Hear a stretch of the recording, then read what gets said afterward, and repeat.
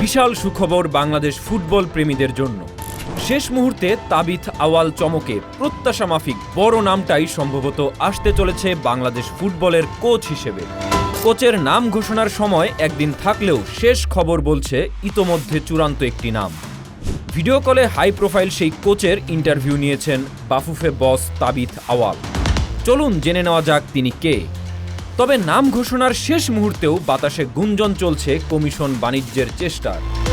বিশেষ দুই পক্ষ জড়িত এর সঙ্গে। কমিশন বাণিজ্যের জন্য তারা উঠে পড়ে লেগেছে। প্রশ্ন হচ্ছে এরা কে বা কারা? এই প্রশ্নের উত্তর খোঁজাটাই হয়ে দাঁড়িয়েছে প্রাসঙ্গিক।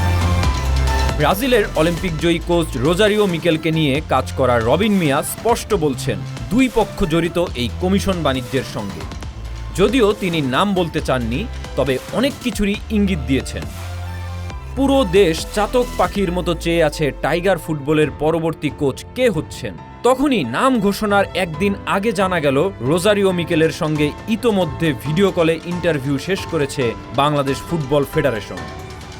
বেতন কাঠামো সবকিছু মিলিয়ে মিকেলে এখন আলোচনার হটকেক।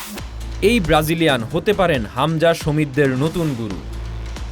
যদিও ক্রিস কোলম্যানও পিছিয়ে নেই, তাদের সঙ্গে এশিয়ার ফুটবলে কাজ করা আরও 5 জন আলোচনায়। এখন শেষ চমকটা দেখার অপেক্ষা। শেষ পর্যন্ত কি মিকেলের হাতেই যাবে টাইগারদের গুরুর দায়িত্ব? তবে শেষ মুহূর্তে কমিশন বাণিজ্যের জন্য উঠে পড়ে লেগেছে দুই পক্ষ। রবিন মিয়ার ভিডিও বার্তায় তা স্পষ্ট। যদিও সুখবর হচ্ছে কোচ নির্বাচনে বাফুফে বস তাবিথ আওয়াল এদেরকে পাত্তাই দিচ্ছেন না। নিজের মতো করে যোগ্য ব্যক্তির হাতেই দিতে চলেছেন দায়িত্ব।